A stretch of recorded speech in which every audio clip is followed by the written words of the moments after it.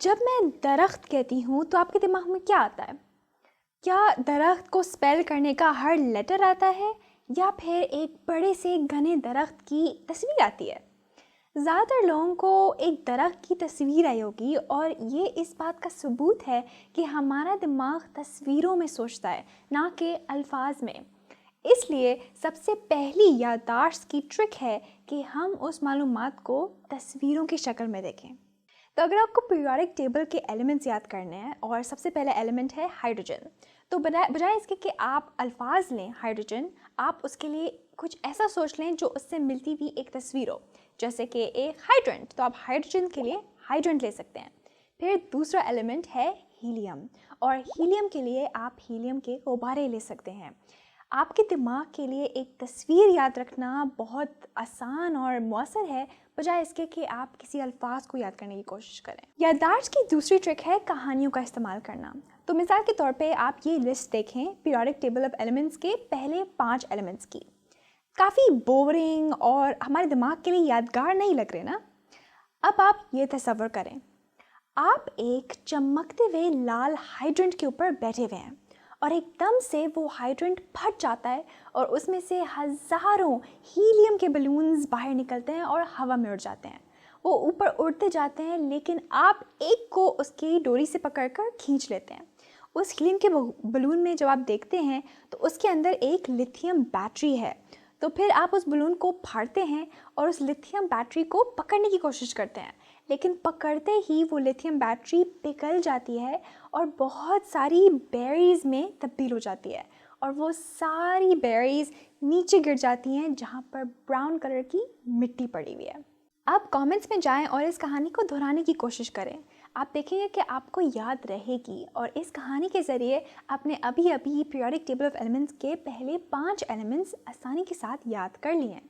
اور وہ اس لیے کیونکہ جب ہم کہانی کا استعمال کرتے ہیں اور ہم اپنے 5 حواس کا استعمال کرتے ہیں اس کہانی کو دیکھنے کے لیے اور محسوس کرنے کے لیے، تو ہمارے دماغ میں دھماکوں کی طرح ایسوسیشنز اور رابطے بنتے ہیں جن کے ذریعے ہم آسانی سے کوئی بھی معلومات یاد کر پاتے ہیں اور یاد رکھ بھی پاتے ہیں۔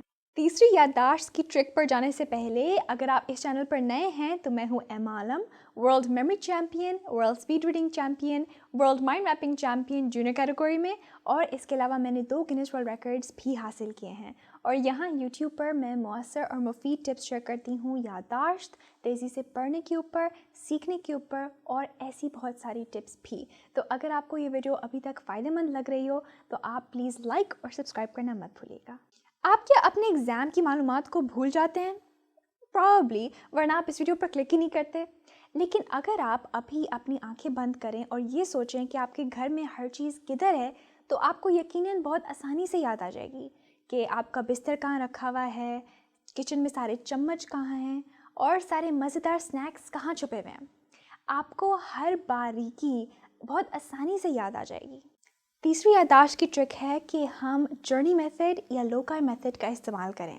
اس میں کیا ہوتا ہے کہ ہم کوئی جس راستے کو ہم اچھے طریقے سے جانتے ہیں اسے ہم لیتے ہیں، اور پھر اس کی الگ الگ جگہوں پر ہم اپنی تصویروں کو یا اپنی کہانیوں کو رکھتے ہیں یا ادھر دیکھتے ہیں۔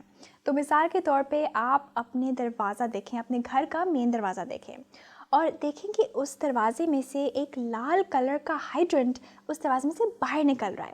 پھر اس دروازے کو کھولیں اور اندر جب آپ دیکھتے ہیں تو کوریڈور میں بہت سارے ہزاروں ہیلیم بلونز گھوم رہے ہیں، اور پھر آپ اپنی گھر کی باقی جگہوں پر بھی اپنی معلومات کو ایسے سٹور کر سکتے ہیں۔ تو جب آپ اپنی معلومات کو ایک بصری انداز میں، ایک کہانی کے طور پر اور ایک ایسی جگہ پر سٹور کرتے ہیں جو آپ اچھی طریقے سے جانتے ہیں، تو یہ معلومات آپ کی لانگ ٹرم یادداشت میں سٹور ہو جاتی ہے۔ ہماری چوتھی یادداشت کی ٹرک ہے کہ جب ہم نیا کانسیپٹ یا کوئی پروسیس سیکھیں تو ہم اسے یا تو اپنے آپ کو جا کے سمجھائیں شیشے میں، یا پھر کسی بھائی یا بہن کو سمجھائیں۔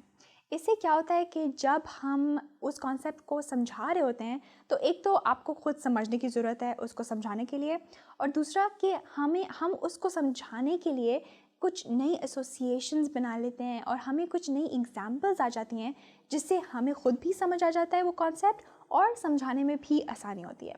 اس کے علاوہ اس سے کیا ہوتا ہے کہ ہمارا ایک ایکٹیو ریکال ہو رہا ہوتا ہے، یعنی ہماری اس معلومات پر اپنا ایک ٹیسٹ بھی لے رہے ہوتے ہیں، جس سے آپ کو زیادہ بہتر طریقے سے وہ معلومات یاد رہ جاتی ہے۔ ایک جرمن سائیکالوجسٹ جن کا نام ہرمن ایبنگہاس ہے، انہوں نے ہمیں فرگیٹنگ کرو دکھایا تھا، جس میں یہ دکھتا ہے کہ ہم نئی معلومات کو سیکھنے کے بعد کتنا جلدی اسے بھول جاتے ہیں۔ تو جب ہم کچھ بھی نیا سیکھتے ہیں اور پھر ہم اسے دہرانے کی یا ریویو کرنے کی بالکل بھی کوشش نہیں کرتے، تو ہم اوور ٹائم وقت گزرنے پر اسے بھول جاتے ہیں اور وہ ہماری میموری سے سلپ ہو جاتی ہے، یعنی بہہ جاتی ہے۔ تو سب سے زیادہ جو ڈپ آتا ہے نا معلومات کو یاد رکھنے میں، وہ معلومات کو سیکھنے کے بالکل 1 گھنٹے بعد آتا ہے۔ تو ہماری جو 5ویں یادداشت کی ٹرک ہے وہ یہ ہے کہ ہم نئی معلومات کو جب سیکھیں تو اس سے اسپیسیفک انٹرولز پر ریویو کریں، یعنی دہرائیں، تاکہ وہ ہماری لانگ ٹرم یادداشت میں سیل ہو جائے۔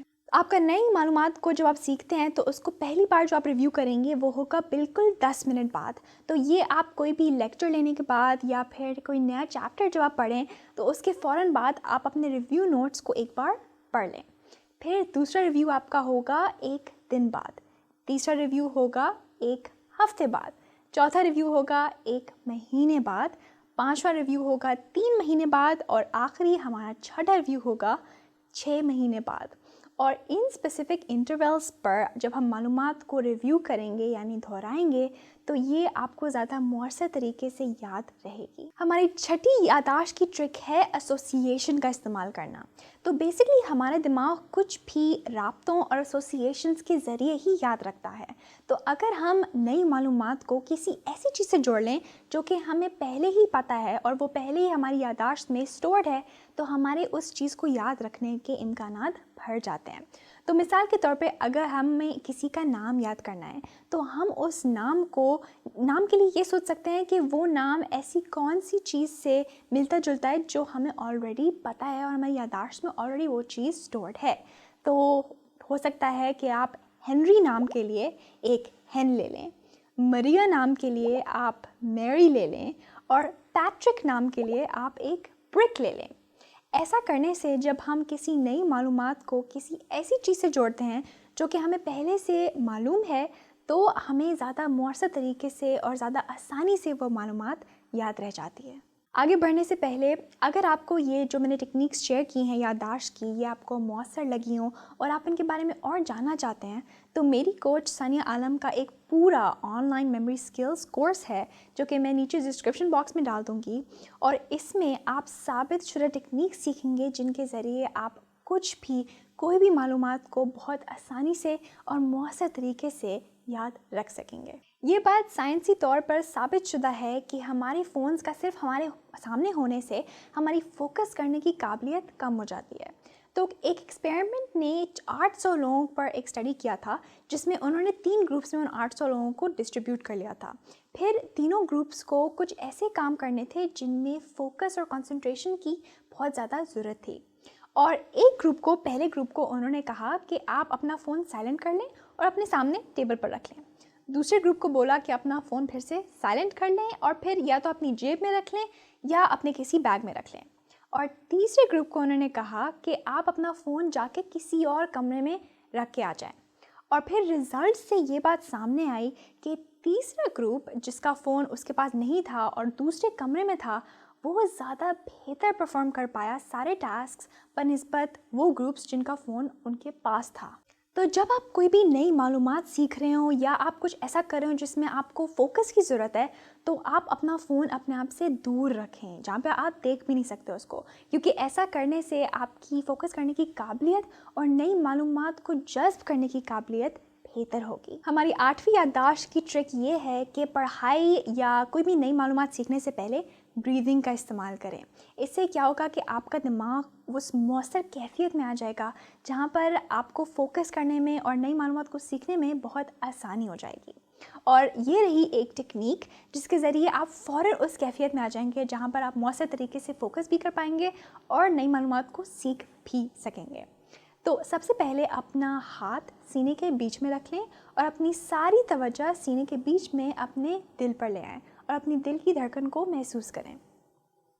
اب سانس اندر لیں 5 سیکنڈ کے لیے اور سانس باہر چھوڑیں 5 سیکنڈ کے لیے۔ पूरा वक्त अपनी तवज्जो सीने के बीच में रखते हुए। अब इस रिदमिक ब्रीदिंग पैटर्न को बरकरार रखते हुए किसी ऐसी चीज़ के बारे में या किसी ऐसे शख्स के बारे में सोचें जिसका सोच के आपको खुशी या शुक्रगुजारी महसूस होती हो। अब इन तीनों स्टेप्स को करते हुए 1 से 5 मिनट तक इसे करते रहें। एक बहुत ही आसान सी ट्रिक जिसके ज़रिए आप कुछ भी याद कर सकते हैं वो है एक्रोस्टिक्स का इस्तेमाल करना। एक्रोस्टिक्स ऐसे सेंटेंसेस होते हैं जिनमें हर अल्फाज का जो पहला लेटर होता है उससे हमें अपनी मालूमात याद आ जाती है। तो मिसाल के तौर पे ये हैं एलिमेंट्स जो कि 6 से लेके 10th तक हैं पीरियोडिक टेबल ऑफ एलिमेंट्स में। तो इनको याद करने के लिए हम सिर्फ ये सेंटेंस याद रख सकते हैं, cats need oxygen for napping. और इस सेंटेंस के हर अल्फाज के पहले लेटर से हमें अपना 6 से लेके 10 तक एलिमेंट्स याद आ जाएंगे। हमारी 10वीं याददाश्त की ट्रिक है अपनी अल्फाज की ताकत का इस्तेमाल करना। तो हमारे अल्फाज हमारी ज़िंदगी के ऊपर बहुत बड़ा असर रखते हैं। तो अगर हम ये कहते रहेंगे अपने आप को कि मेरी याददाश्त तो बहुत बुरी है और मुझे कुछ याद ही नहीं रहता, बल्कि मेरी याददाश्त तो काम ही नहीं करती, तो आपकी याददाश्त बुरी ही रह जाएगी। लेकिन अगर आप थोड़ा सा वक्त लेकर अपनी याददाश्त और अपने दिमाग को थोड़ा अप्रिशिएट करें, ये बोलकर कि मेरी याददाश्त ज़बरदस्त है और मुझे कुछ भी आसानी से याद हो जाता है, तो आप देखेंगे कि आपकी याददाश्त आपके अल्फाज के हिसाब से काम करने लगेगी। मुझे उम्मीद है कि इस वीडियो से आपको फ़ायदा हुआ हो, और अगर आपको ये वीडियो अच्छी लगी तो आप ये वीडियो भी देख सकते हैं जिसमें मैंने 7 स्टडी टिप्स शेयर की हैं जिनके ज़रिए आप कम टाइम में ज़्यादा तेज़ी से पढ़ पाएंगे। और अगले हफ्ते तक be happy and B joyful.